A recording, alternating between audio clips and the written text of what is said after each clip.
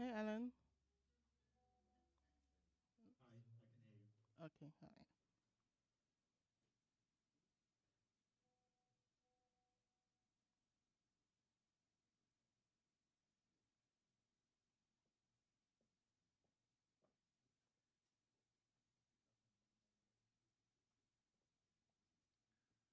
Hi, good morning, everyone.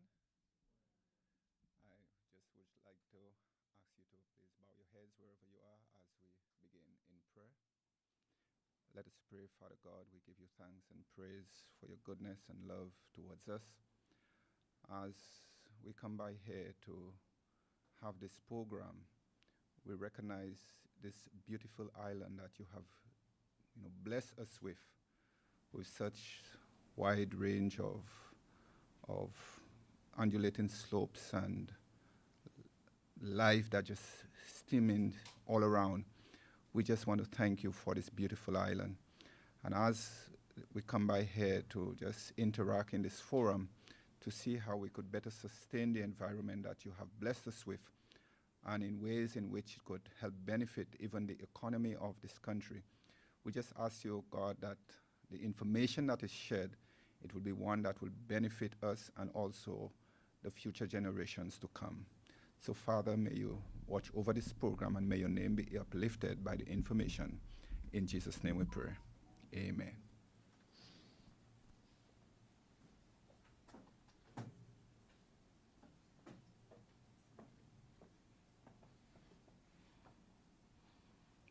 Honorable Minister of Agriculture, Land, Housing and the Environment, Mr. Crenson Buffon. Heads of departments within the Ministry of Agriculture, Land, Housing and the Environment. Director of the Disaster Management Coordination Agency, Mr. Alvin Ryan. Manager, ZGB Radio and team, Mr. Herman Sargent. Manager, Water and Wastewater Division of MOL, Mr. Kennard Ryan. Pastor Nixon Louis. Students of the Montserrat Community College. Students of the Montserrat Secondary School. Members of the media. Distinguished ladies and gentlemen. Radio listeners. Online viewers. Good morning. It is such a pleasure to see so many of you here today in person, and I also warmly welcome all of those who are joining us virtually. This hybrid method, on-site and online, means that we have more participants attending our GIS Day celebrations here in Montserrat than ever before, and I'm quite excited about that. GIS Day is celebrated globally on Wednesday of Geography Awareness Week, and Geography Awareness Week is celebrated every third week of November. Today's GIS event aims to provide a welcoming forum that promotes the benefits of GIS research, demonstrates real-world applications of GIS, and fosters open idea sharing and growth in the GIS community. I hereby welcome you to celebrate this opportunity for further insights and increased knowledge from the use of geospatial data. I welcome you to celebrate the utilization of GIS to inform better decision-making. I welcome you to celebrate another year of innovative applications in the use of GIS. Ladies and gentlemen, I once again extend a warm welcome to today's forum. I do hope that you enjoy the proceedings and that you learn and that we can achieve results together. Thank you.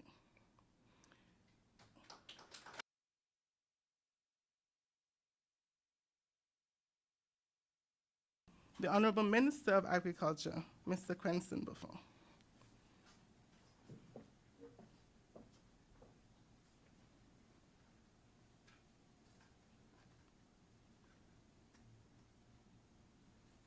Good morning, everybody. Let me just get this online. Right. Good morning again. For those of you who don't know, and those of you who might be watching, my name is Crenson Buffon. I'm the Minister with responsibility for the Ministry of Agriculture, Lands, Housing and the Environment, and of course GIS, under which that department lies. Today, the Ministry of Agriculture, Lands, Housing and Environment remains committed to utilizing geographic information systems technology to better inform decision making. And as such, we continue to support the center within the ministry as we understand the use and application of this technology is crucial to some things like infrastructure development, as we are seeing with our port in Little Bay, and of course the new hospital, which will come very shortly. Sustaining our natural resources, such as monitoring the health of our coral reefs, and also monitoring the impacts of sargassum on our beaches. And stimulating economic growth by ensuring food security through sustainable agricultural practices and demarcating additional areas of land for sand mining activities. All of these activities benefits the welfare of the general public throughout Montserrat. I am told today that the session will provide a very enlightening and engaging chance for you to be a part. You will hear from our team about the use of the GIS in disaster response and also in understanding what lies beneath our ocean.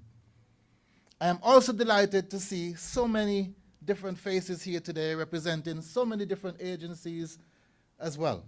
And I also want to make a special mention about our students from the Montserrat Technical College, the Montserrat College, of course, and our students at the Montserrat Secondary School.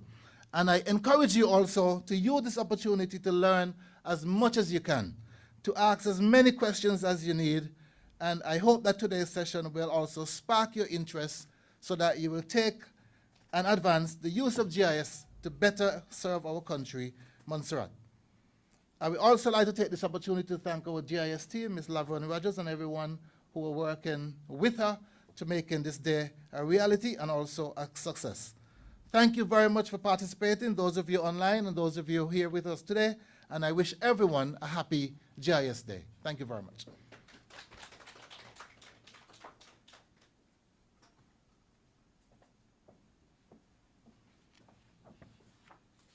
Minister, thank you so much, and thank you always for your continued support. We appreciate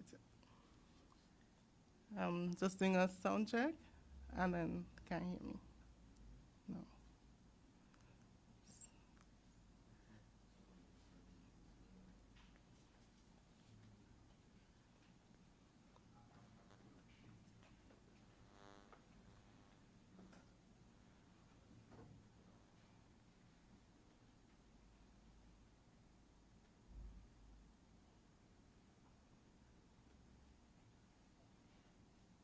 Hi there, there's a delay on the YouTube, so I may be late in responding. Can you hear me now? Yes, we can hear you. Can you hear me? I am lip reading you about 10 seconds before I hear the noise. Okay, so Apologies. at this time, I'll present Mr. Alan Mills, who will be our next speaker. Alan has been a professional geographer for over 30 years. He obtained his Bachelor of Science degree from Durham University and a Master's of Science in Remote Sensing from the University of London. He worked for 10 years at the UK's Natural Resources Institute in Kent, UK, followed by 2 years as a National GIS Coordinator in the British Virgin Islands. On his return to the UK, he has been a consultant on geography and GIS in development issues, both on continental Africa and Asia, and with special interest in small island states in the Caribbean Sea, as well as South Atlantic, Indian, and Pacific Oceans. He has been a volunteer for MapAction for 18 years. He was one of its directors for 6 years and coordinates the charity's work on preparedness to respond increasingly looking at resilience building and anticipatory aid action. He has responded with MapAction to floods in the Dominican Republic, Benin, Namibia, Djibouti, Serbia, tropical cyclones in Bahamas, BVI, Jamaica, Vanuatu, Fiji, the Libyan and Syrian migrant crises, and preparedness against Ebola in Mali. Alan is a member of the Urban and Regional Information Systems Association, URISA, a fellow of the Royal Geographical Society, and was awarded an MBA in 2021 New Year's Honors for services to international development through his membership of MapAction. Alan is no stranger to Montserrat. He has graced our shores in 2008, and I do appreciate his acceptance of our invitation today to speak with you on GIS in disaster response. Alan, it's your time now.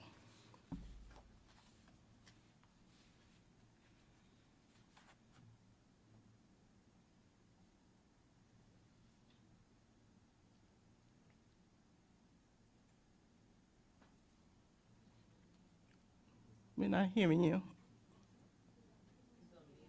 You're on mute, Alan, you're on mute.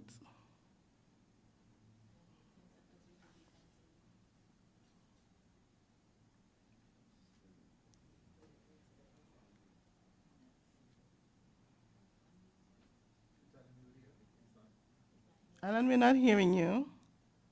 You are on mute.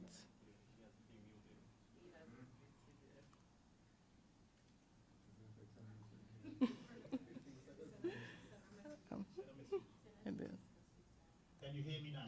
Yes, we can hear you now, Alan. Thank you. I'm waiting for a message from Laverne. Yes, okay. I apologize. We obviously have some sound issues. Thank you very much for the introduction, Laverne, and good morning, everybody in Montserrat. I'm really pleased to be part of your GIS Day celebrations, because GIS to me is so important to so many aspects of life. And I'm going to talk about the work that I do with the charity MapAction, which Laverne is also a volunteer for. And it may be thinking that this is one of the harsher parts of life, but I hope to show you how useful GIS geography is to supporting people who are giving aid when a disaster hits. So I'm going to move on the slides, and hopefully you will see a picture of Tacloban in the Philippines after a massive tropical cyclone passed through in 2013. Everything is down. There's nowhere to shelter. There's no water supply. There are people needing medicines who've been injured in the storm or need it for their existing ailments. They need support right away. Where does it come from? And a lot of aid organizations go into a disaster like this, including MapAction, and they want to ask specific questions. They want to say, what has happened on the ground? What caused this disaster to happen? Where has been affected? They're also going to ask who and where are the affected people. Is it affecting young people more? Is it affecting people with disabilities? Is it different people in different areas need different things? And when a disaster hits, it's very difficult to reach them. So we need to find out, how can we get to them to give them aid? What do they actually need? Who is actually providing that help, so that we don't over-provision some area and leave other people behind who are really desperate for aid? And is the help getting to where it's needed? Over time, as the disaster evolves, people might need different things. If you have a hurricane pass through an island, soon afterwards, if all the water supply is contaminated, you may get more problems, such as cholera. So we need to keep track of what is happening in the event, and are we getting the help to where it is needed? And that leads to everybody understanding, do we have what we call a common operational picture? So does everybody understand what's happened? Does everybody know what's being done about it? And if you don't have that kind of coordination of aid, you can end up with a situation like this. This was an event in Tunisia that I went to after the Libyan migrant crisis in 2011. And if aid is not organized properly, you can see it left out in the open, where it might get rained on, spoiled, rats might get in. So good coordination of aid makes sure that all the precious money and aid being spent on the humanitarian effort gets put in the right place. So MapAction is a charity that works through skilled volunteers to try and map that information using GIS. And we're helping to target and coordinate the delivery of what's called humanitarian aid across the whole globe. And since 2002, we've responded, it says around 100 emergencies. I think it's more like 120, maybe 130 by now. And particularly since COVID hit, we've been able to work remotely and give assistance to those people on the ground from our own homes when we were locked down. And you can see the map that's coming up here gives an idea of where the spread of responses that we've done.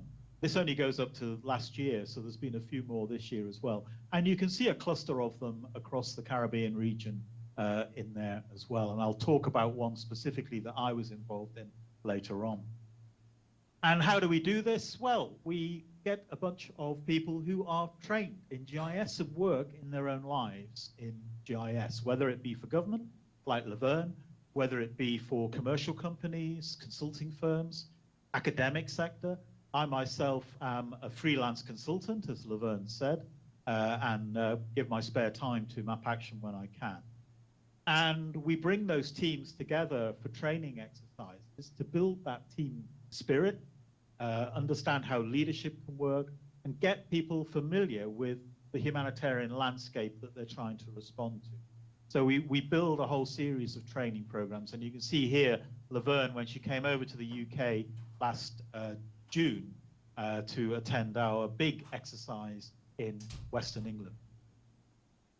So with all that expertise and all that knowledge and all that technology, what can we do to answer those questions that are being asked by the humanitarians?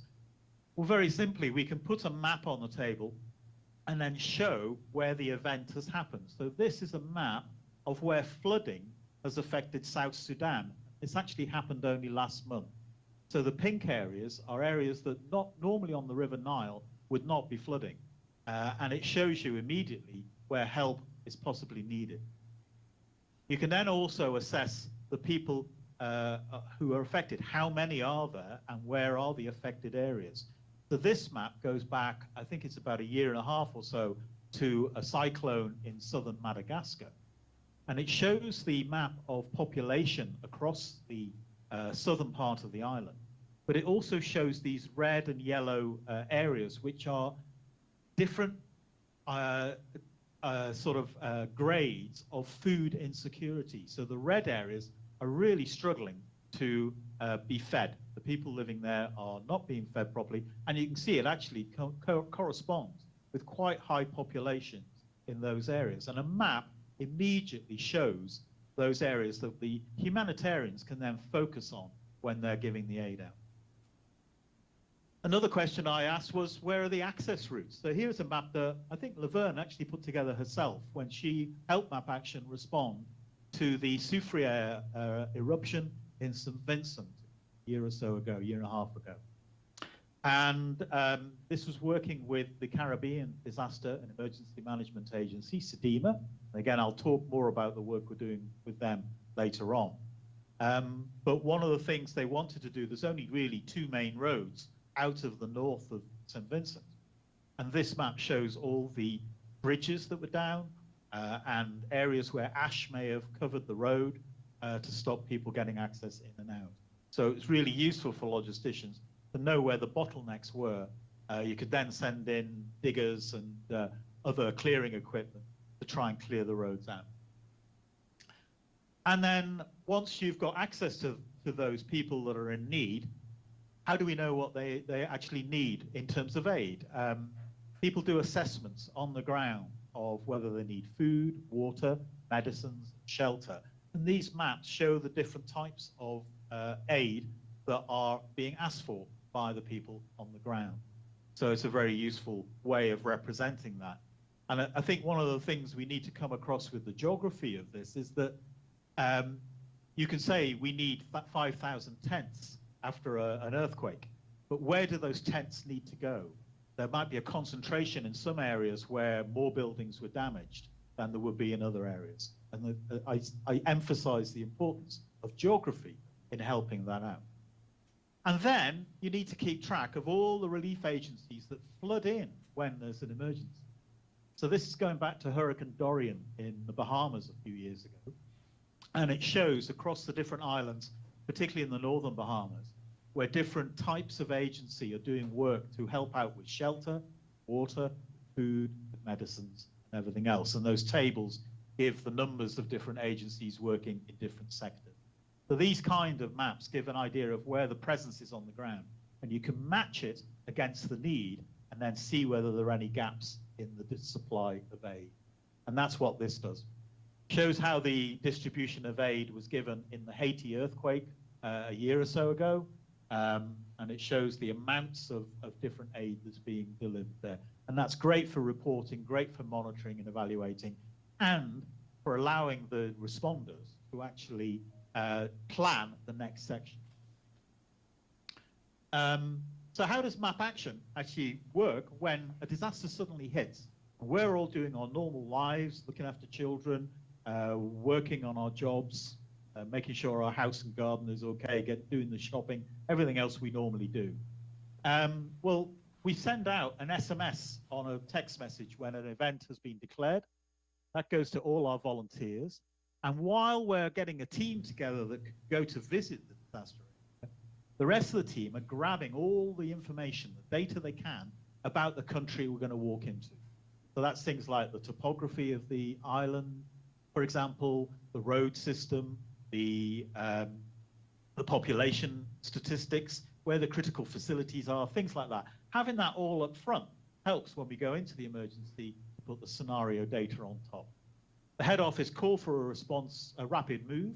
We have a logistician who pulls all the operational kit together, a set of laptops, printers, everything we need to operate in the field, and then they fly off to the area so they can deploy at rapid speed.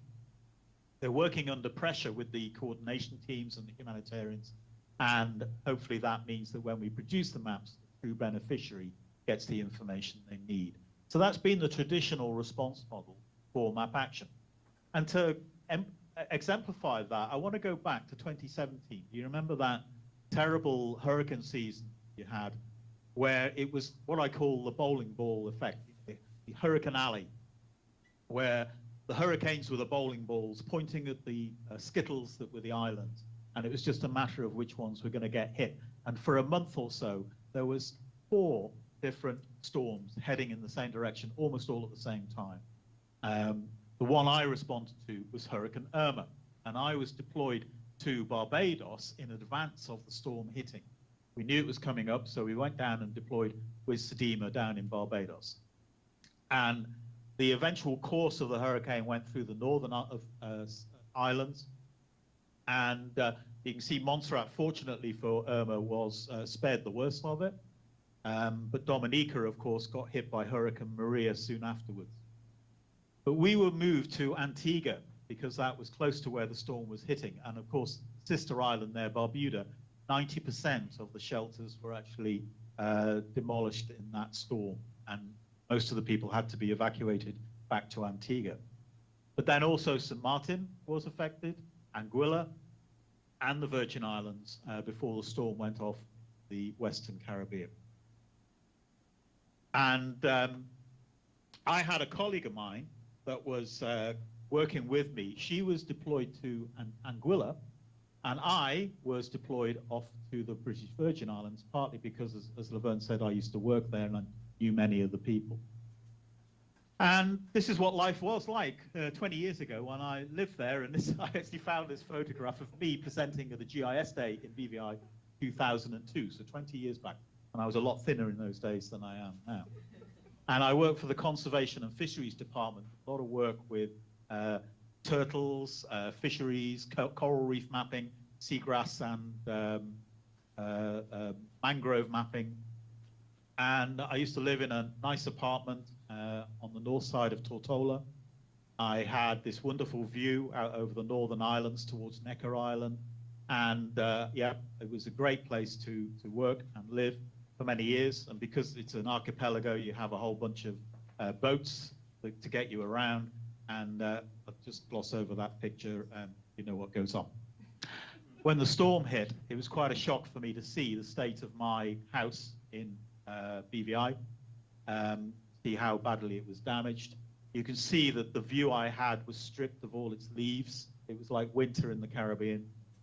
And the boating industry was pretty much demolished. This was the carronage in Paraquita Lagoon, if you know Tortola. And all the industry and the businesses were badly damaged as well. So it was a very sad picture. And we knew we were walking into quite a serious disaster zone. So in Antigua, we went out and bought supplies that we could take with us so that we weren't impacting on the systems on the ground. And the picture that's now showing, this was the kind of breakfast I would have while I was sitting there. So very little coffee, just basically army rations to get you through the day. And we actually went on an army plane from the Royal Air Force from the UK, with the army supporting them, with some of the initial supplies of water that were going into BVI. And there's a picture of the plane that we went into, sat there for 40 minutes from Antigua over to BVI, and then going through the chaos of the streets, seeing all the electricity wires down, seeing people trying to move around, trying to find cell connection for a start to contact people to say they're okay, but also trying to find supplies and help to rebuild them. We were positioned in the Peebles Hospital there, where it was one of the few buildings that was not badly damaged. The Emergency Operations Center in BVI was ripped apart before the eye of the storm passed over, and during the eye, the staff there escaped with their lives. I mean, let's be serious about this. They had to escape and set up a temporary room in the hospital like this, and it's cramped, it's full of people, and we were trying to operate alongside this. And this was my bed for a week in the chapel of the hospital. We didn't have any hotel to stay in or anything like that. And this was the view outside when we were deployed. So it gives you an idea of what we're walking into as an agency when we do these deployments. And we went and visited some of the sister islands around. This is Jos van Dijk in the west of BVI, and they had suffered really some of the worst damage. And if you know Jos van Dijk, there was Foxy's bar there. And fortunately, they had a massive freezer of food. And they were dishing out aid themselves to all the islanders to make sure they were fed and watered. And some of them were actually having quite a good party there because of the access to the food that was there. But on Virgin Gorda too, on the east, there was equal amounts of devastation. I show this picture because although you can see some of the houses at the top and the bottom of the picture are showing just minor damage, tornadoes ran through the hurricane and at 300 miles an hour, they were devastating small alleyways of areas. Can you still see the presentation? Yeah. And also, when we went to see Virgin Gorda, we found that the desalination plants were knocked out. So there was a terrible destruction of the water supply. And I had mapping of the water pipes and the pumps and the systems for desalination across the islands, and was able to give that to engineers who were going out to fix them. And then on Tortola itself, we had similar issues. We had an additional thing of storm surge coming in, big waves, and increasing the sea level because of the storm that ripped apart some of the coastal roads and regions. Here again, we've got the electricity poles that have been ripped apart, and the systems were down.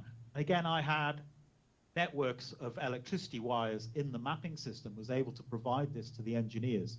So they knew at least what the system was before the event, so they could go out and find out where the problems were.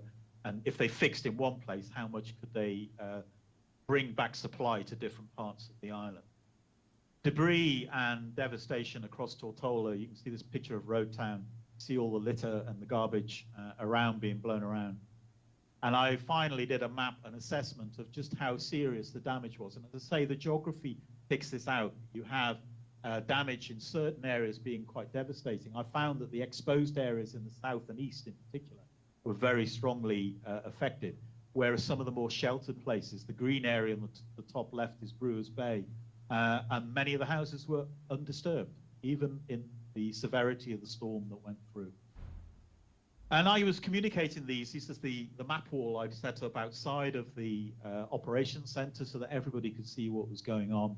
And I spent a week there trying to support the agencies, giving an overview of what was happening and how the effort was going.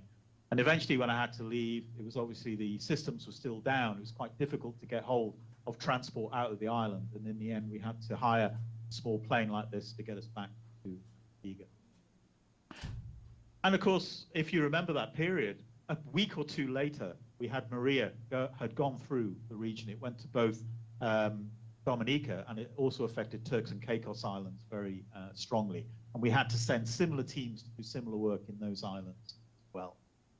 So that's what MapAction does. And you know, my example there is one of many that we do. Some of the past events in recent years have been supporting the Ebola crisis in West Africa.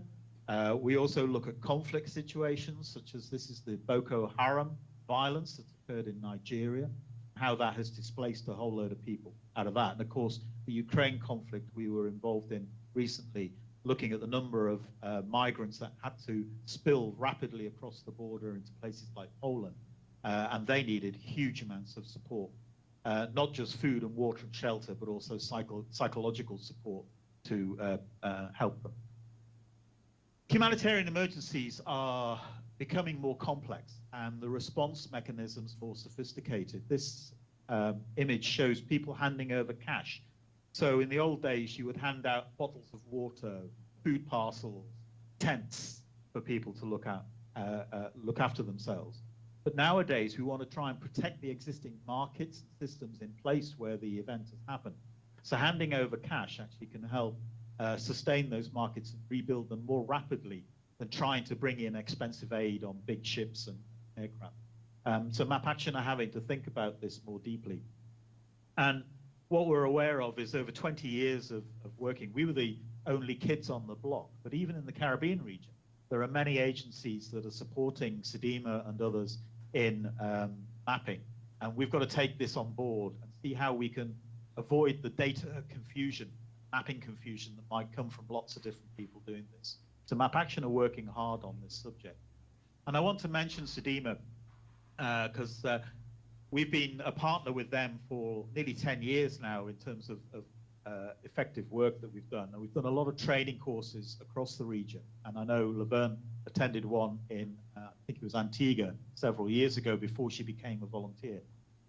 We're building on that experience and trying to build up a community of interest of people looking at information management, mapping, GIS, and disasters that can contribute in to giving knowledge and data and people, just people power to be able to support sister islands when events happen. And I think, you know, a good example of that is Laverne was able to sit in Montserrat, wasn't able to travel because of COVID, but was able to give amazing support to St. Vincent after the Soufriere explosion. And I think more of that is needed. I think so many of the small island states across the region are too small to have extra help to look after their own disasters when it gets this big. But if we can all help each other, then I think that's really important. And I hope the Montserrat government will continue to support, because I'm sure if there was an event again in Montserrat, the rest of the region would be helping you in terms of your mapping, your humanitarian aid that comes in. So I've nearly finished, Laverne. I'll just give a couple more slides saying that, you know, technology is there to help. There is a lot of satellite imagery, UAV or drone, manned aerial vehicles. There's a lot of big data and social media. I'm actually working on a project in Dominica to get a crowd mapping community of young people together who can help map on their own tablets and cell phones to assist in that sort of general mapping. It's called OpenStreetMap if you want to look it up. And if we can get people that can do that and know how to do assessments, like when there is an emergency, you guys can go out into the field and help the government, help the humanitarian agencies in gathering useful information that can help plan for how you recover such an event. We're also looking at something called anticipatory action. So instead of responding after an emergency hits, if we forecast enough in advance, can we put the aid in place beforehand? And mapping and GIS can help in predicting those events and when you need to trigger that aid. We're going to be doing more research in future into improving our work. And we're also digging down into the local level, how civil society, NGOs, people like the National Red Cross societies are basically massive givers of humanitarian aid, and they can get benefit from our information management tools. And of course, the regional action I've already mentioned with SEDEMA. So my final comment, though, is with all that, remember all those conditions that I walked into when I went to Tortola. You have to travel light. You're working in cramped conditions. Communications can be down, so you can't depend on the cloud to give you everything. Electricity can even be limited. And you've got to realize you're just one player in a big team of people all trying to do aid. So you can't be a prima donna about this, let's say. And you need fast and timely response. You can't make a map in the right time for a decision to be made. It's not worth doing in the first place. So I'll finish by saying, you know, technology, UAV, they do have their uses, but it's really bound the fact that we are doing this to help the people who are in need when a disaster strikes. And with that, Laverne, I'll finish there and I'll open up the floor to any quick questions.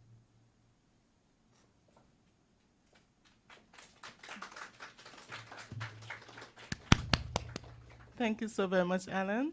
I think we're all intrigued by your presentation. Are there any questions for Alan? Anything sparked your interest? Yes. Come to the mic, please. Can you tell us a little bit more about the youth project in Dominica? Possibly we may be able to do that here.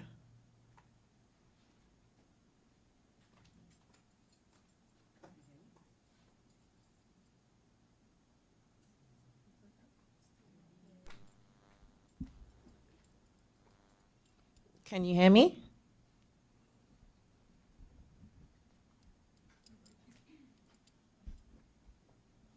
I think there's a delay. Hi, but thanks. I'm sorry for the delay. I've just heard the question Okay. about the youth agency in Dominica. Yeah, this is a fascinating project. I'm actually doing this as part of my private work, but it does fit in very well with what MapAction are trying to encourage to build up community mappers in the region. What I'm doing there is that there is a company in Dominica, Open Solutions for Business, who are managing the project. And then we've gone to I think it's called YEAC, which I think means Youth Emergency Action Committee. So it's a bunch of young people between about the ages of 15 and 30 who are already doing work in terms of disaster risk reduction. And we're going to be teaching them how to do mapping on a tablet. So you can have a satellite image and you can sit there while you're watching TV or playing dominoes or whatever you're doing, and you can draw buildings and roads and add to the national map.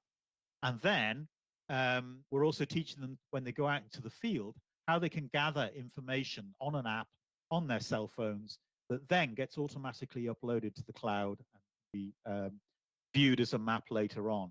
And we're trying to tie all that information together for different communities in Dominica. Rosu is one of them, to show what people's perceptions are about past events, whether they've had landslides, floods, storm surge or whatever, and then what resilience measures have they been putting in? Has there been seawalls, revetments, landslide protection, mangrove planting or whatever? And then they've got a community map that shows where they can plan future events. And I think that's really exciting. On one hand, the real application, but on the other hand, it's also building a really nice community of people that when a disaster strikes, they're ready to go because they're trained, they're ready to respond. And I think, you know, OSM, OpenStreetMap, HOT, would be very interested if Montserrat wanted to build the same thing. And I'd be happy to come and help set that up with Laverne and others. Thank you. Thanks, Alan. Any more questions?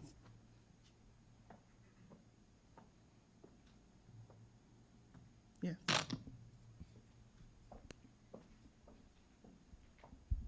Good morning. How critical do you think it is for disaster managers, those who are in the disaster management field, have an idea about the GIS software? Because especially those who are first responders, like the military, the Red Cross first aiders, those who are the first person to go out and respond to a disasters, and even those who do damage assessments as well.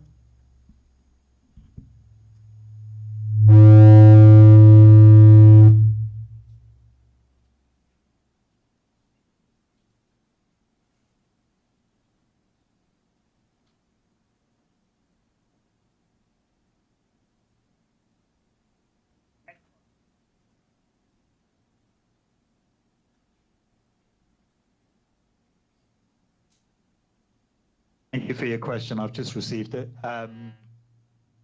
Yes, really nice question again. And I think there are different levels of awareness raising that we need to do. I'm so glad we've got people from different ministries and departments in the room today, as well as others. That as long as you understand the basic message that if you get some data together that characterizes the island before a disaster, and you understand what's there before things hit, and then have mechanisms that you can go out and measure what has actually happened and what the needs are, and then monitor what's happening. And we've got tools from MapAction that can do that quite successfully. That you can then produce some really nice visualizations and tools that you can use to plan for what you do in the next phases. And I think you're right, it doesn't just affect government systems. It helps other agencies, such as you say, the Red Cross societies that can do that. And bringing them together and making sure they get visibility on all that information is really useful. And also, I'm very concerned about incoming people who don't know the island or the country that they're walking into. They get a sense of what is the landscape, what was the pre-disaster situation. So I think general awareness raising is something that we can all do. But then we're building a roster of people across the Caribbean region that have more training. And we're particularly targeting the disaster management agencies if they have capacity to have an information management officer, and the planning departments, who are usually the ones doing GIS, so planning and land and survey departments across the region. So they have the GIS savviness, and you just help them understand what are the needs for disaster managers. And if we can build that community of people who have specialism and understand the issues, they can do the work to create those maps that MapAction has done for 20 years. I think that answers your question.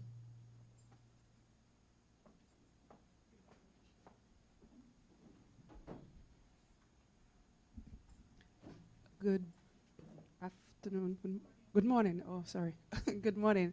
My question is, I wanted to find out if MapAction only deals with disasters when they happen, or do they look at potential disasters, as in set up systems that can help different agencies with disasters before it actually happen, in the sense of, okay, this is what's going to happen and this is what we should do. So when the actual disaster does happen, everything is actually being put in place.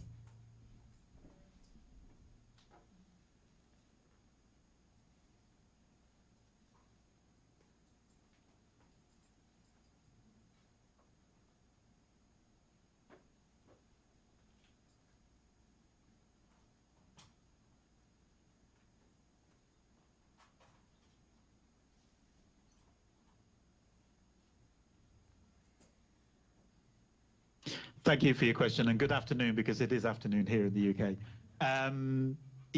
As I say, you saw that we do respond to emergencies, and that's been our traditional model. But I mentioned how we are looking at what we call anticipatory action. So it's actually being able to respond and put aid in place before a disaster, and actually hand it out to people who need it before the event, because it does save money on that. And there are mapping tools, both for predicting the event and how that aid gets distributed, can be done with GIS. In the past, I mean, my role in MapAction has been about preparedness to respond. So, having all that data and some systems in place that can analyze that information can actually identify what is the pre-existing vulnerability of an island or a country to disaster. We can then get risk and hazard mapping experts to come in and model where they think disasters can happen. And there's a whole load of work done by the World Bank, UNDRR, and other agencies. I think in the Caribbean region, University of the West Indies in Trinidad has done a lot of work on this in the past. And having that data and mapping available is really useful, because that helps to plan for two things. One is preparedness when it responds. But I think increasingly we should be looking at resilience building. Because if you do the resilience building, the impacts of the disaster will be a lot less. And it also costs a lot less. And MapAction in our new strategy from next year will be looking much more at risk reduction and resilience building. So yes, you're absolutely right. We should be looking at the whole disaster management cycle. Thank you. Thank you so very much, Alan. And I think you did inspire us and gave us some thought-provoking questions, especially in terms of our response to disaster and how GIS can indeed improve the response efforts and save lives. So now we're going to move on to our next presenter, Mr. Jon Hawes. I'll give you a brief introduction to him. Jon Hawes is a senior marine scientist within the Habitat Mapping and Human Pressures team at Cefas, which is the Center for Environment, Fisheries and Aquaculture Science. His role has two main focus points. As country lead for Turks and Caicos under the Blue Belt program, and as the GIS and mapping coordinator for the UK Marine Protected Areas program. His technical work centers on the collection and analysis of ecological and environmental data from both coastal and offshore environments. He uses benthic analysis, acoustic, and environmental datasets to create predictive habitat maps and reports for delivery to DEFRA under a variety of different programs. As such, he has experience in video and stills analysis.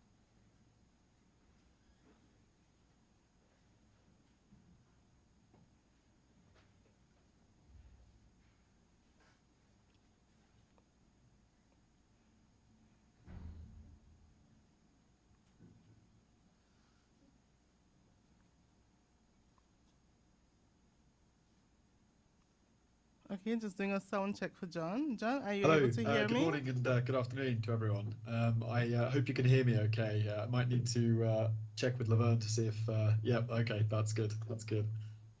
There's more than a delay on my side, unfortunately. I can't hear anything at all. So I will simply start if that's okay, and let me know if you can't see any of my presentation or can't hear me. Right, bear with me 2 seconds. Okay. Let's just share this screen.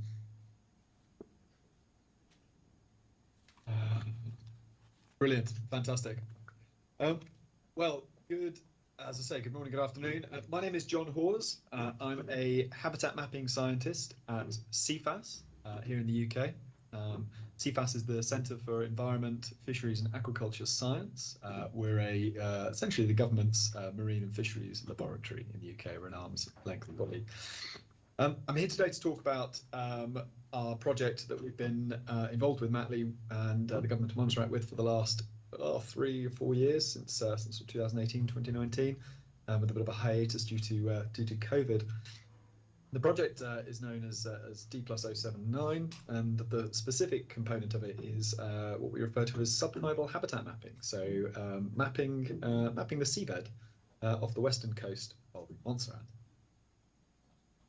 A quick overview of myself, Cefas, and the funding body involved. So as I mentioned, I'm Jon Hawes. I'm a habitat mapping scientist. So principally my role is essentially all about taking large spatial data sets and using GIS software such as Arc and Q, but also programming languages such as R and Python. Taking those large spatial data sets and collecting corresponding physical samples, be that sort of samples of sand or photos of the seabed, and essentially matching the two up to try and then take that forward in a sort of predictive mapping sense to predict what lives where on the seabed. Cefas, as I mentioned, is the government's marine and fisheries laboratory.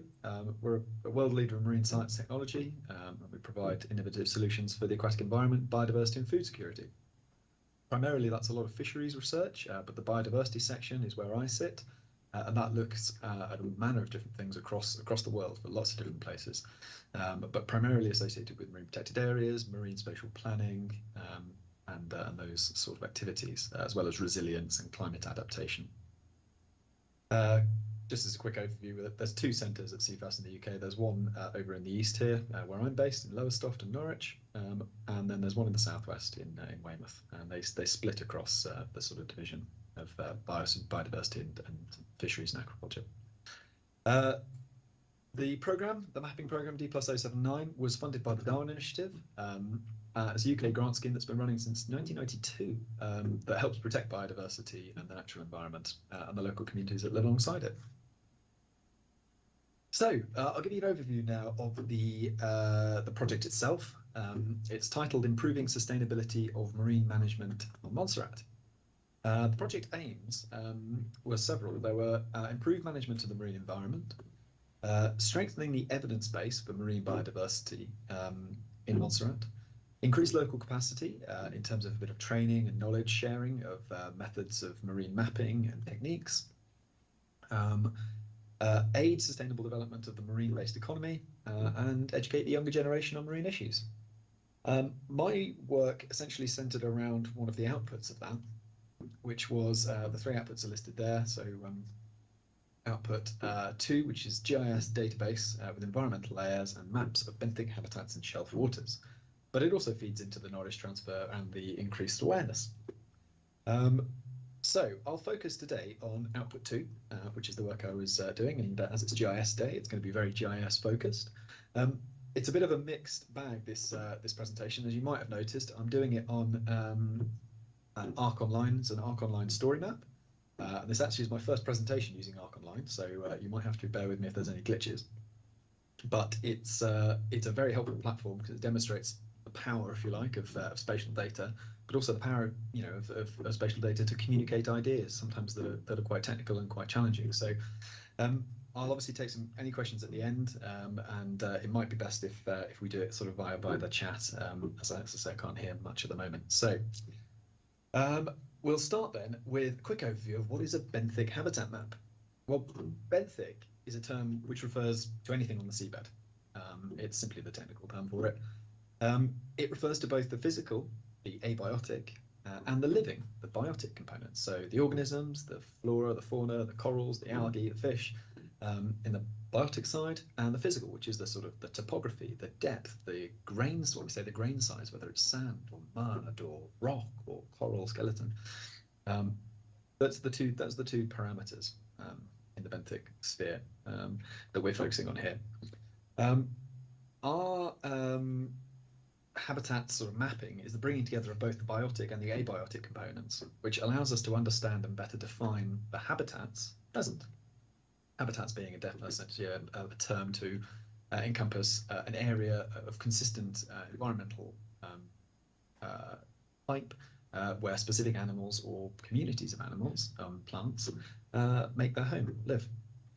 There's a couple of examples here of some very sort of disparate maps, but essentially what we do is we take areas of like large coverages of spatial data, and those spatial data can be anything really. We term it environmental data oftentimes, but it's more easily sort of understood as things like drone imagery. So drone footage is a good example. Sort of satellite imagery is often used, or in the case of the work I've done here and the work I often do for seabed mapping, is we take bathymetry data, which I'll explain a little bit more about later. It covers a large area and it basically gives you a lot of information, but it's unfortunately quite difficult and quite expensive to acquire. So why do we need habitat maps? Well, in the marine environment and generally, they provide fundamental information for spatial planning, and marine spatial planning in this instance. So when you know where things live, where different communities live, you can make judgments on how important those communities are for, or those habitats are for different reasons, be they biodiversity, whether they're rare, whether they're endangered, whether they provide function to both the human to sort of human activity or to more biodiversity. So you can have, for example, seagrass meadows. They act as great nurseries for fish species, which are very important for fisheries and food resource. You can also have things like mangrove, which is we mentioned earlier on, which are really good at stabilizing the seabed and helping provide a buffer for large storm events and that sort of thing.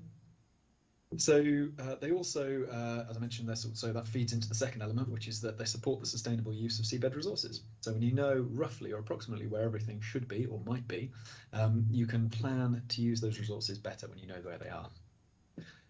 They help implement ecosystem-based approach to management of human activities, which is what I was discussing earlier then, about being able to sort of manage activities, fishing pressures, coastal pressures, that kind of stuff in a more ecosystem-based manner, which is sort of focusing on the natural environment and trying to enhance and protect the natural environment while also sort of going forward with human activities.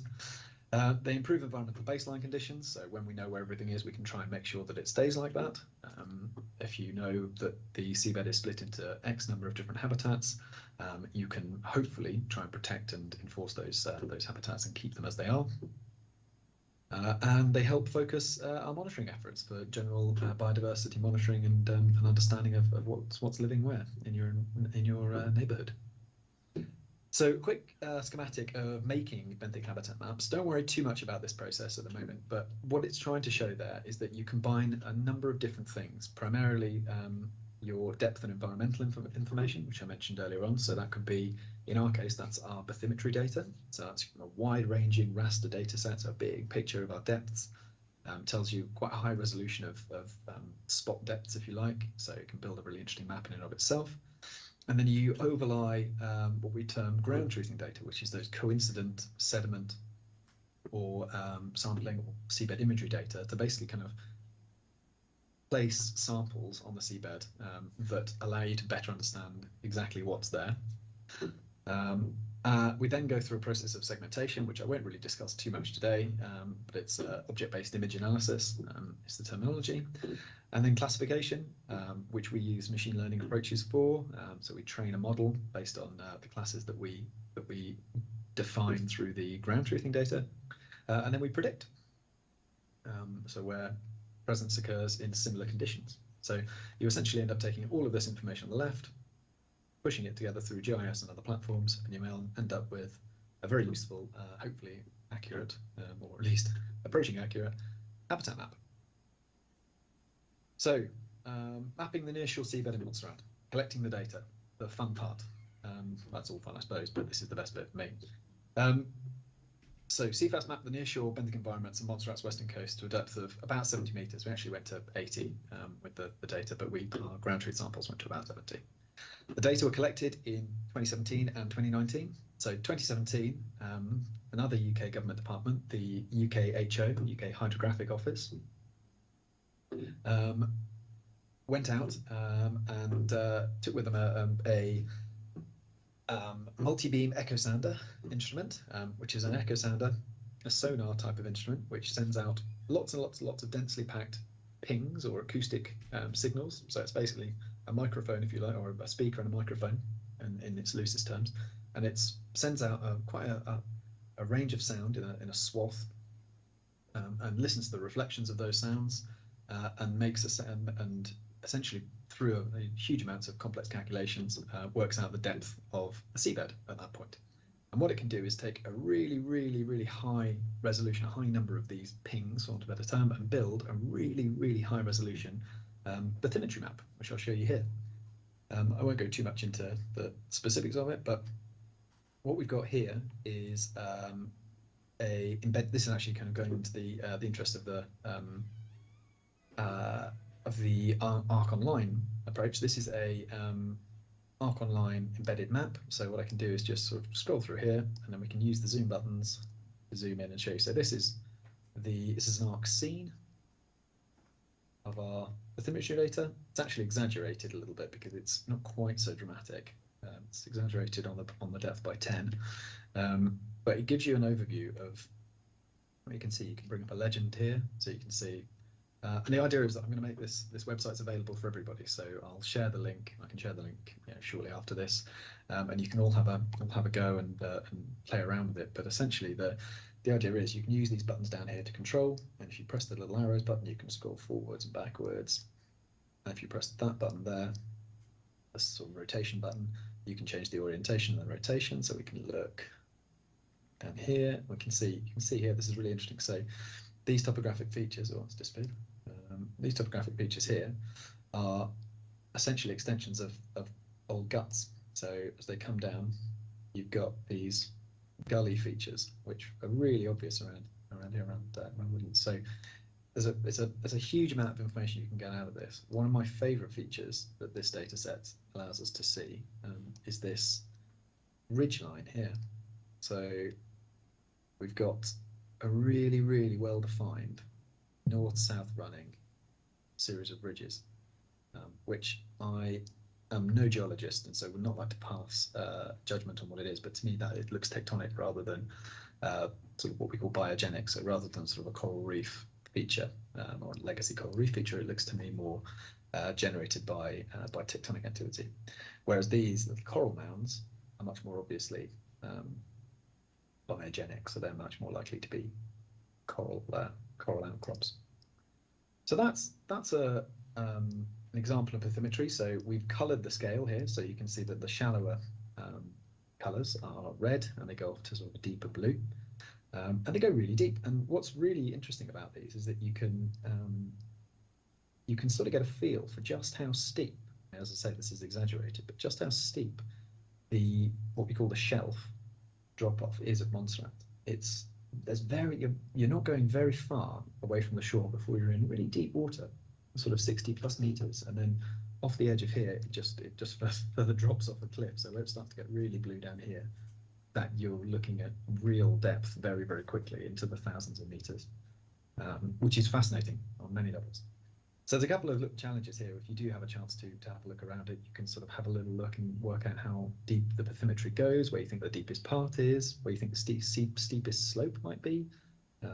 Slope is something we can discuss a little bit later, but it's one of what we term a derivative of this data set. So you can make a calculation using GIS software to give you an indication of slope. So if you come down near to the south of Plymouth, you get a really high slope. Look at how steep that is there. Really drops off, which makes surveying this and actually getting what we termed earlier on our ground truthing data quite challenging at times. So I'll move on from that bit. This is what I mentioned about derivatives. So we have this bathymetry data, which tells us our depth, so really high resolution. And I think the resolution of this data is one sounding, we call it one ping, every 2 meters. So it's pretty highly resolved, or it might be every 1 meter actually. I think it's every 1 meter. And that tells a certain amount of information, but you can actually get a lot more from performing calculations on these data sets in R or Q. And there are things like slope,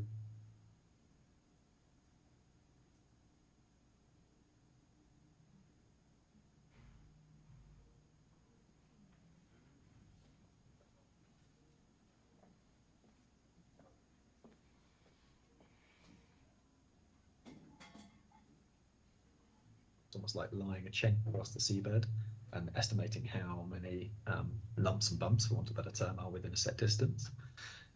You've also got things like bathymetric precision index and various other things, a lot of them taken from what we call topographic analysis in the terrestrial environment. So that's the sort of the environmental data. Those are our data that we can get from our bathymetry.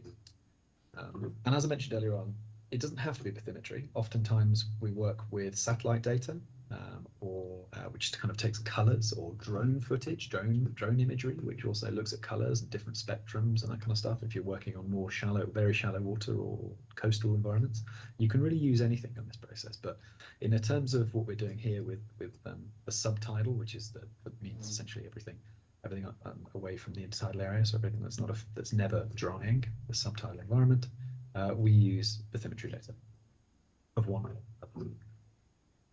So we then have these data, but we want to ground truth them. We want to put cameras down or instruments down to actually get a physical sample and understand of exactly what is there, because we've got this remote data that's collected, we've got all the information from it, but we don't actually have an idea of what lives there. So in the case of environments such as Montserrat, where there's a lot of coral reef around, there's a lot of rocky reef in that sense as well, your best bet is to use a mixture of things, but in terms of what we did, we focused very much on seabed imagery as our ground truth method. So what we were looking to achieve was a representative number of samples of seabed images acquired from all the habitats likely to be present. So you have to make an assessment looking at the data you have. So you look at your bathymetric data, your depth data, and you say, wow, there's a lot of variety there in depths and slope and all these things. And you try and plan a survey which acquires samples from as much of a variety of that as possible. You can then analyze these seabed images and count the presence or the abundance of the species that you see there. See that plants or animals, so corals or algae or crabs or any other sort of more invertebrate fauna. You can do loads of different things. Count, give us an idea of what lives where. And in our case, we used a drop-down camera system to achieve this. So this is photo and video. Sometimes this is done with divers, but divers, they tend to provide you much better, sort of higher quality images, much better data in that sense, but their coverage is much less. They can't go as deep. They cover a smaller area for a single amount of time. So we tend to use camera systems, which are comprised of a still image camera, see it, but there's a high definition video camera, so we can see where we're going. So we put this over the side of the boat. We were lucky enough to be able to use the police vessel, the Heliconia Star, and that's an example of us dropping it just off the side, just off road.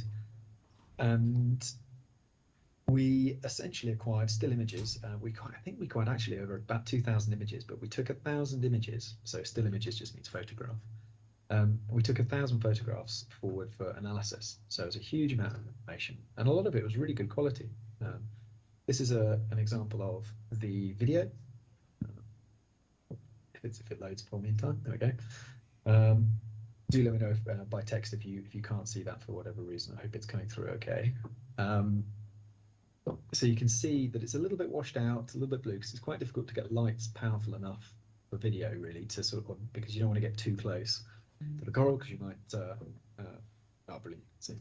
But you can see how the colour comes in when you get a bit closer, but obviously you don't want to get too close because you don't want to be knocking over corals or anything like that. So we use this to see. But when it comes to actually getting really high quality images that we can actually make identifications of and make identifications of corals and sponges of, we really tend to focus on the still imagery, which ends up looking a bit like this. And this is another lovely feature of story maps. Story maps is you can embed these videos, but also you can embed images. So there's a lot of these beautiful octocorals with rope sponges. There's brain coral there, Hydroporia. And we've got a lovely bit of seagrass, it's Halophilia. So you can see how dense and how colourful and how rich the environment is. It's absolutely stunning. It's by far and away the most beautiful seabed environment that I've ever had the privilege to work in. So it's a really beautiful and amazing resource that's off the coast. You can see there's an interesting one there. There's a type of starfish coming in. But yeah, so we can look through those. So we've got these lovely images, but what we want to do is we want to analyze them, we want to annotate them, is the terminology we use, and extract from them information that we can then use to tell us how many different habitats we're looking at, how many exist across the area of interest. So to do this, we use annotation. And I won't go too heavily into this, but it's basically a process of consistently acquiring data from lots of different photos, because the photos can be at different heights, they can be at different angles, and so you have to try and be as consistent as possible. We used what we term a cell frequency approach. So you can see here that we've split images into grids. There's 100 grid squares in each image, and every time a specific animal comes up, or anytime an animal comes up, or any sort of organism, it gets a dot, gets annotated, and so essentially every organism in that image will be scored out of between 1 and 100. So for example, this sponge here is in 1, 2, 3, 4, 5 squares, so that would get a score of 5 out of 100. That just allows some consistency across the different types of fauna. So you have to be a bit specific about how you do it. For example, we'd mark the fish off, but we'd only be interested in the sort of presence of that fish. We'd only count it once, we wouldn't count it twice, even though it's in 2 cells, things like that. It's particularly good, excuse me, it's particularly good for seagrass. works very, very well to give you a good overview of the density of seagrass. But all in all, it gives you quite a nice, quite robust, what we term quantifiable data set. So it gives you a data set full of numbers that you can actually use in a quantified fashion. That's a little bit about methodology. We basically used a specific methodology which is developed for imagery analysis, and it's called Katami, but it's designed to not just sort of rely too heavily on really true biology, that sort of true what we call taxonomy, because the problem is with these images, even though they look lovely, it's actually very, very hard. You have to be really, really like sometimes it's impossible to get down to a species level, or sometimes even higher, what we call a genus level. It's really hard to get that with certain animals, specifically with corals and some sponges. So oftentimes you have to resort to not what it is, what we call taxonomically, what not officially it is in its Latin name or its scientific name, but what it's functioning like, what it's looking like. So you'd sort of have a specific type of sponge, for example, but it might be in a barrel form, or it might be in a sort of more standard encrusting form. So you put that form in that, what we call morphology, you put that in there as well.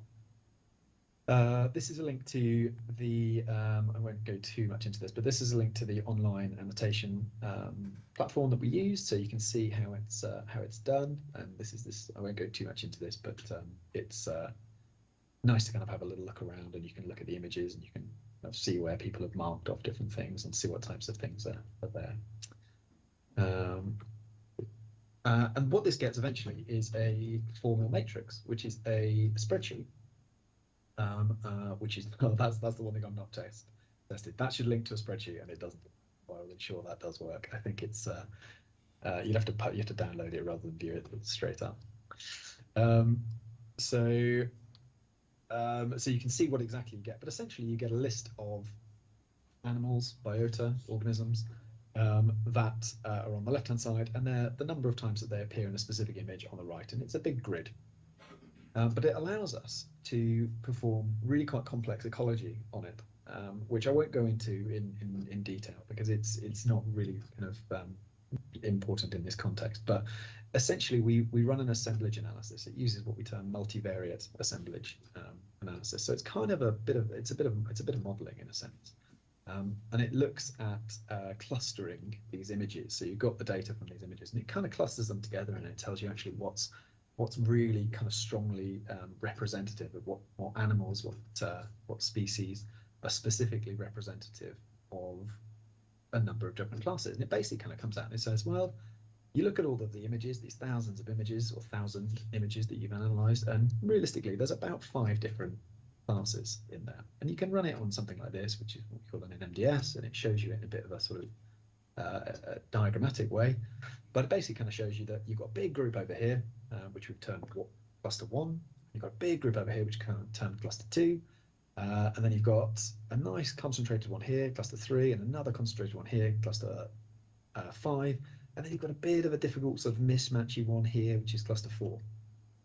But you can look at the different sort of species that go into making those, and you can compare it against the physical data. So you run a specific type of analysis called an RDA, which does that, and it basically tells you, look, this red group, this group 1, is really strongly associated with another thing that we've asked the analysts to note in the imagery, which is the substrate type. So what's the seabed made of?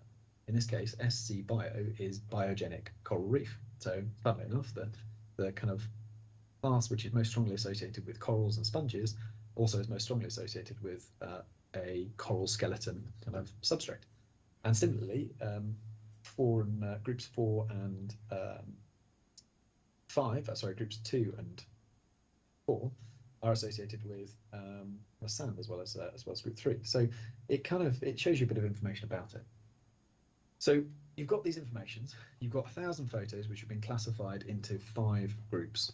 These groups are 1, 2, 3, 4, and 5, and I'll go into the specifics about them in a second.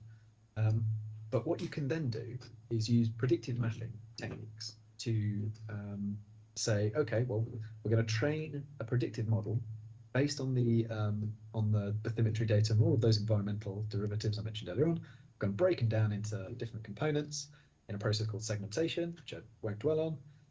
But that breaks it down into millions of tiny areas, which are basically areas of what we call homogeneity, or areas that are the same or quite similar, have similar values for depth, for example, and similar values for slope and those kind of things.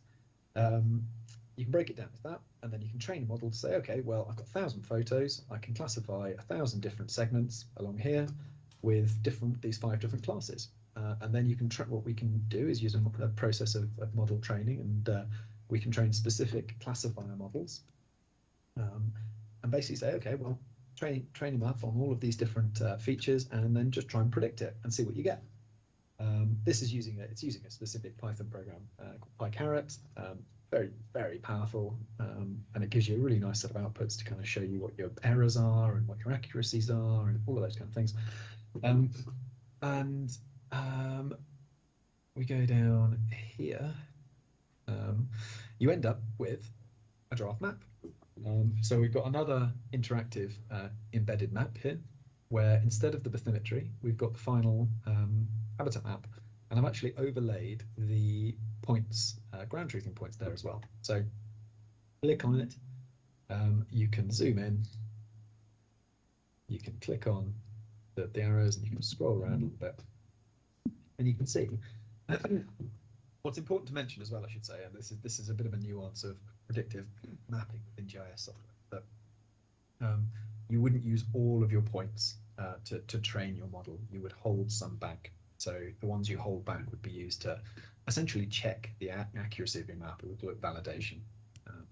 So what's really interesting is to overlay these points and see sort of where they match and where they don't match. And I've set this up so that when you get access to it, you can click on each of the points and you can see what's there.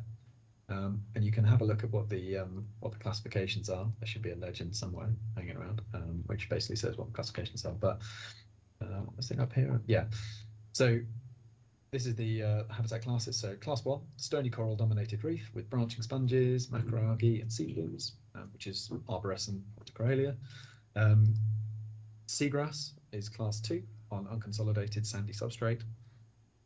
Sea whips on turf-dominated reef. So turf is sort of algal turf. So it's a sort of a less, I guess it's a sort of deeper or perhaps sort of slightly different type of reef that is dominated by sea whips as opposed to stony corals.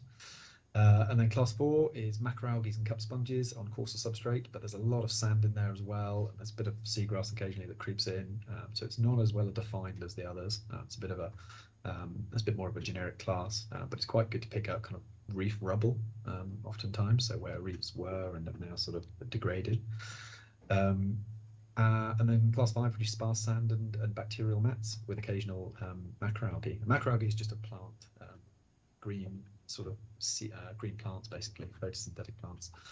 So very different from corals and various other sponges. So we can see that. So we've got the legend here. Oh, that was the legend. I should pick that up earlier on. But that's got your stony coral reef, seagrass, sea whip, macroalgae on rubble, and sparse sand. So we can see that the colours should overlap more or less, apart from group 4, which is instead of being brown is blue because it kind of reads better on the map. But we can zoom in and we can say, right, let's see what this image looks like.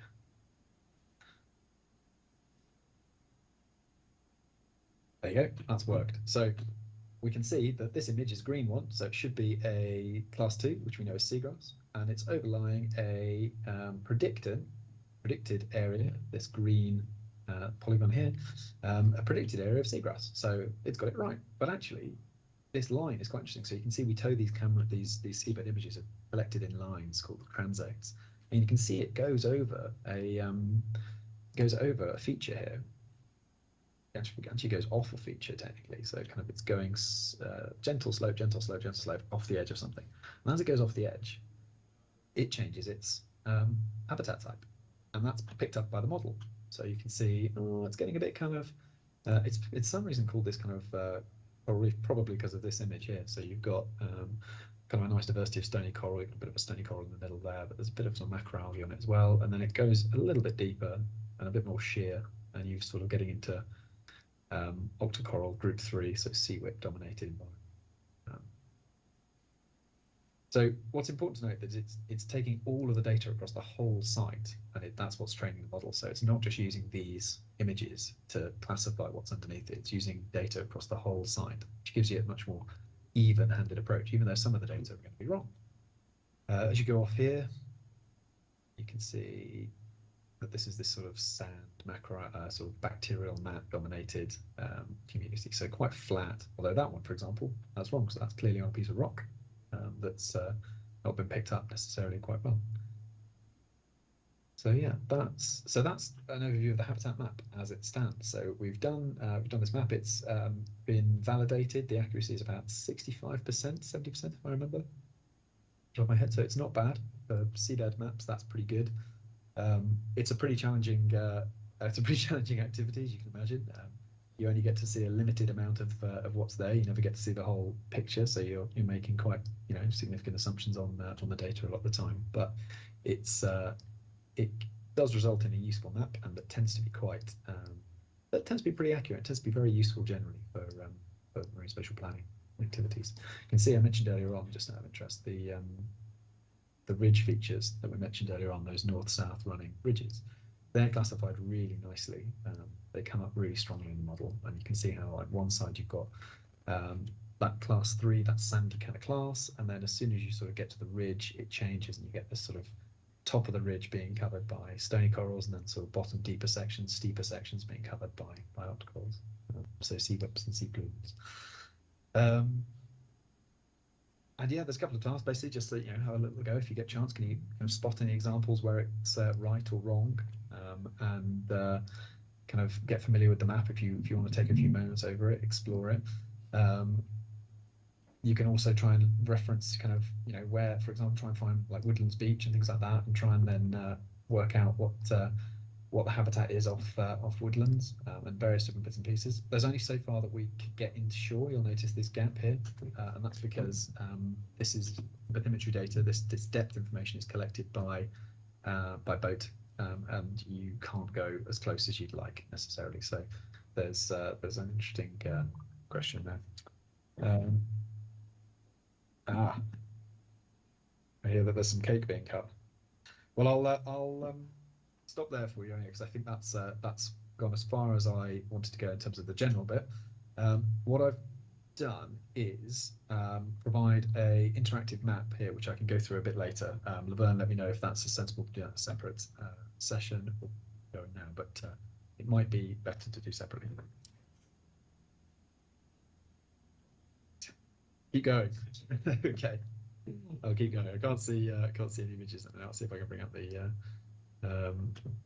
Right. So what I was hoping I might be able to get people to do, and this might have to be done. I don't know whether your setup's there, but I don't think you've got computers in front of you. You're kind of running off a central one, so it might be that Laverne takes points and maybe kind of takes the lead on this. But what I was hoping is you can see there's an embedded map here, which is a link to Map Viewer, where I've got a project, Arc Online, and what it's done is basically create a little app which allows us to put in our own. So you can see if you zoom out, it's slightly different. It's instead of being an arc scene, it's an arc map, so it's all 2D. But instead of being, I'm just going to change the visibility on this actually.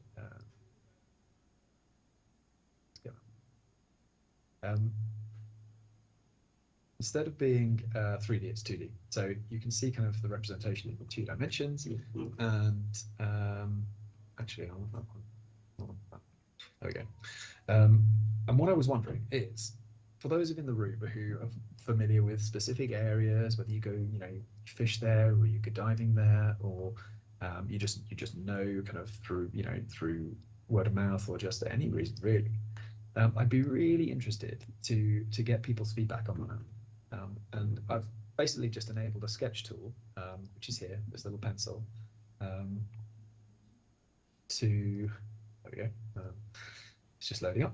So what this allows you to do is basically say, add a stamp. So you go add this sort of stamp point. So you can click it, and you can change the title. What I've got the instructions are just a little bit further down, just here.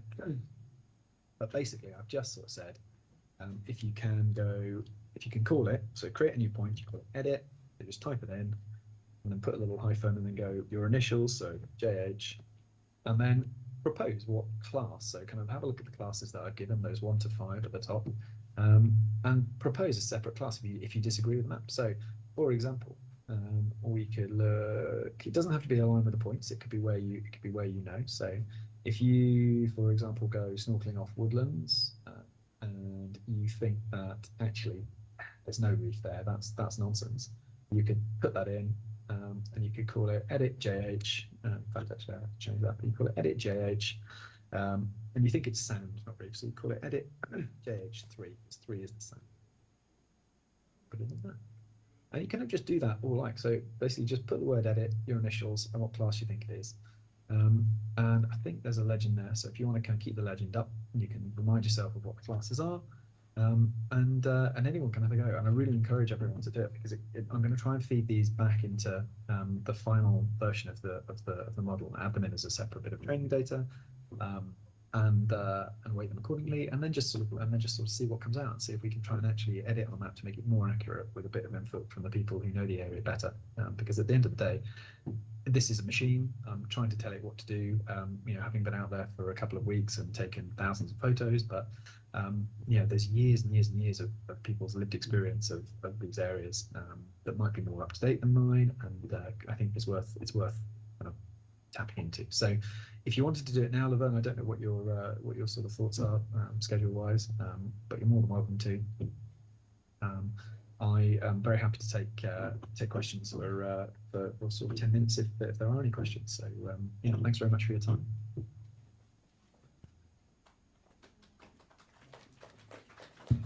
Okay, thank you so much, John. Okay, so John is asking for an opportunity for us to input into the map. So if you are an avid scuba diver, or you're familiar with areas around Montserrat in terms of what below looks like, here's your opportunity to input or to suggest if there are any things that need changing, anything that can be improved by looking at the habitat classification that was done. Yeah, are there any questions in relation to John's presentation? Sorry, what is the depth?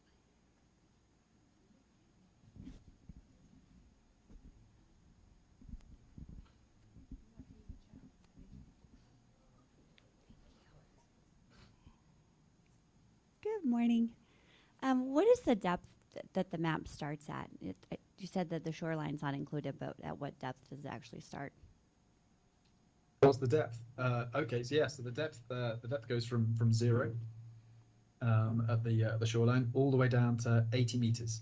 So if you go up, I'll just share again. Sorry. If you go up at the start of the online map, the story map, you can see this document, this embedded map here, and you can zoom in and you can look at the legend here, and you can see it goes down to 86 meters, and you can try and find that bit. Double click if you like. This is some of the deeper areas right here. So that's the depth. So that's the depth below the sea level, so below the surface. So I guess what is the area on shore that you're not able to collect by boat? Like, where does it start?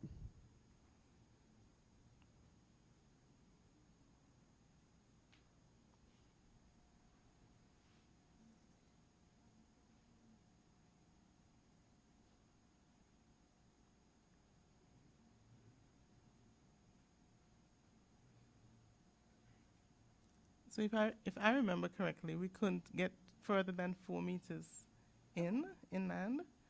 So we started so from that's areas on shore that we can collect by boat. Is that referencing the sort of gap in the data that we might be able to sort of improve on then?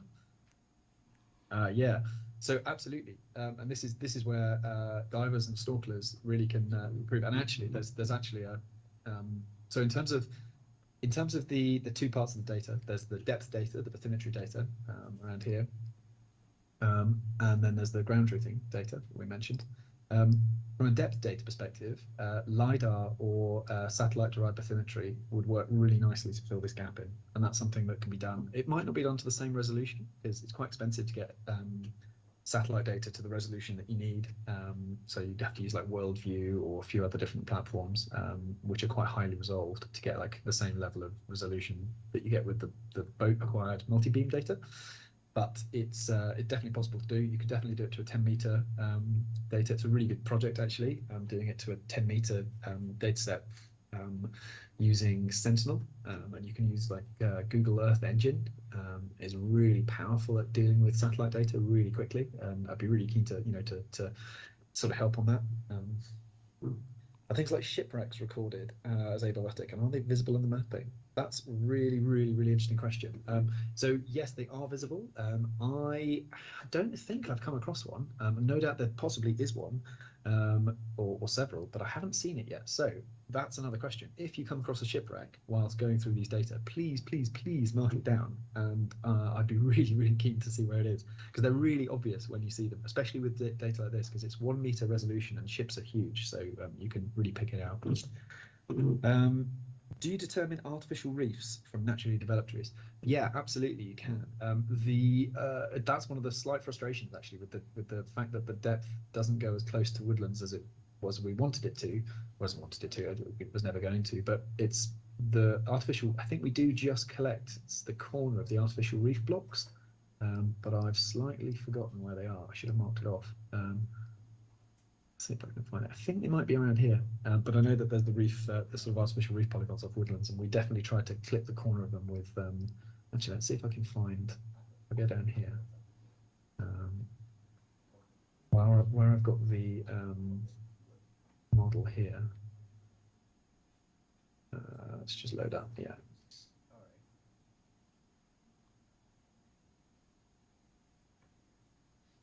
Yeah, that's something. It's definitely something worth looking into, because it's definitely. I think one of these ones down here was targeted at trying to clip a reef block. So one of the artificial reefs. So I think they're around here, and you can spot them. Yeah, so you can spot them in the imagery. And right, so I was just about to allude to that. So this summer, the UK Hydrographic Office attempted to map the eastern side of the island. So as soon as that data is available, then we'll apply the same process here to do habitat mapping on that side. So we can see what we have and classify it accordingly. Yeah. Any other questions?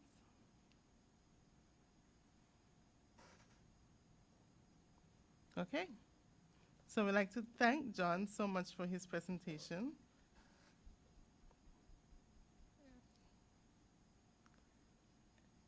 Thank you, Jon. I'm hoping you can hear me. Thank you so much for your presentation. Thank you very much for your questions, everyone. And I'm always. I think I'll put my email address in here, or Laverne can feel free to share it out. I'm very happy to take questions from anyone or help. If anyone needs any help, kind of guiding through this, I'm sure Laverne can help. But if you need anything, please let me know, and I'll be very happy to. Please also note that this is a bit of a work in progress, so you might have noticed some of the appalling spelling mistakes that have come up on the screen. So I apologise for that, and I will be editing it and finalising it as we go forward. So yeah, thank you very much for your time. Okay, thank you. So at this time, we will be having our vote of thanks, and we'll move towards the ending of our session. Thank you so much for joining us here for GIS Day, and I ask Howard to come up now to do the vote of thanks.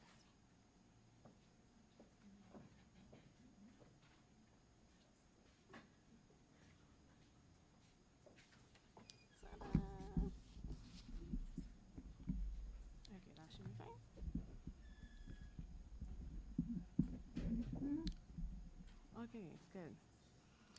Hi, good morning. On behalf of the GIS team, I would like to thank Pastor Louis for giving the opening prayer this morning. I would also like to thank the Minister of Agriculture, Land, Housing and the Environment for supporting GIS Day activities for yet another year. Our guest speakers, Mr. Alan Mills and Mr. Jon Hawes, thank you for sharing your knowledge with us. Thank you to ZJB Radio for streaming this event and also for sharing in a passion for GIS. Thank you to you, the audience, for attending, and to everyone else who would have supported in making this event what we deem a success. We say thank you. And to show our appreciation, we have one last activity. So I would now invite you to look under your seats, and some of you may find a little gift.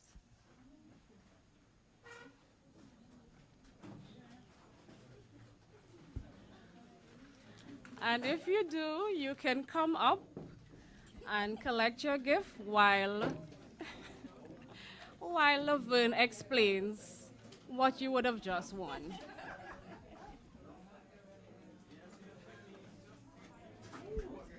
Yeah, so there are just 6 of them, so I'm expecting 6 persons to come up.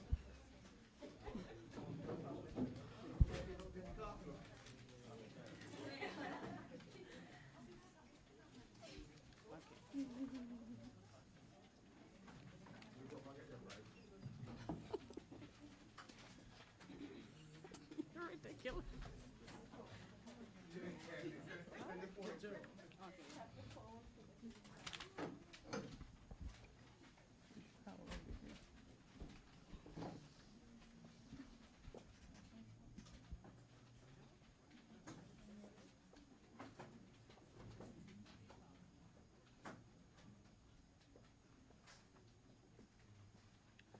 Okay, so each of you have just won a 1-year premium subscription to Story Maps.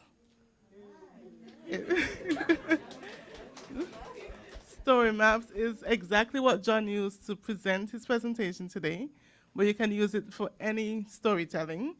Once it has location, you can use Story Maps to present that data, that information.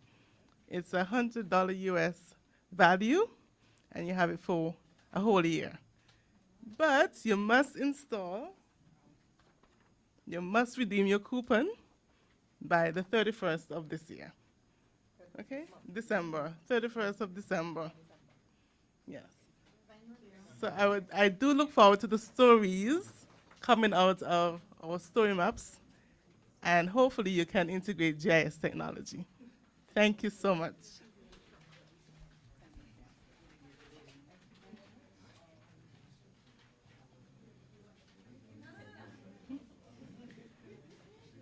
And now, just before we end off, we will do our traditional GIS Day cake cutting and share.